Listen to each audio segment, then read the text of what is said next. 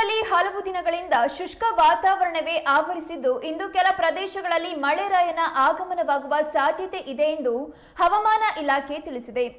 ಕರಾವಳಿ ಮತ್ತು ಉತ್ತರ ಒಳನಾಡಿನಲ್ಲಿ ಒಣಹವೆ ಇಂದು ಮುಂದುವರೆಯಲಿದ್ದು ದಕ್ಷಿಣ ಒಳನಾಡಿನಲ್ಲಿ ಗುಡುಗು ಸಹಿತ ಮಳೆಯಾಗುವ ಸಾಧ್ಯತೆ ಇದೆ ಎನ್ನಲಾಗಿದೆ.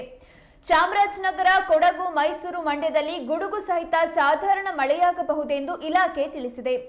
ದಕ್ಷಿಣ ಒಳನಾಡಿನ ಶಿವಮೊಗ್ಗ, ಚಿಕ್ಕಮಗಳೂರು, ಹಾಸನ, ಕೋಲಾರ, ಬೆಂಗಳೂರು ಗ್ರಾಮಾಂತರ, ಬೆಂಗಳೂರು ನಗರ, ಬಳ್ಳಾರಿ, ತುಮಕೂರು, ಚಿಕ್ಕಬಳ್ಳಾಪುರ, ರಾಮನಗರ, ಚಿತ್ರದುರ್ಗ, ದಾವಣಗೆರೆ ಮತ್ತು ವಿಜಯನಗರ ಜಿಲ್ಲೆಗಳಲ್ಲಿಯೂ ಒಣಹವೆಯ ವಾತಾವರಣ ಇರಲಿದೆ.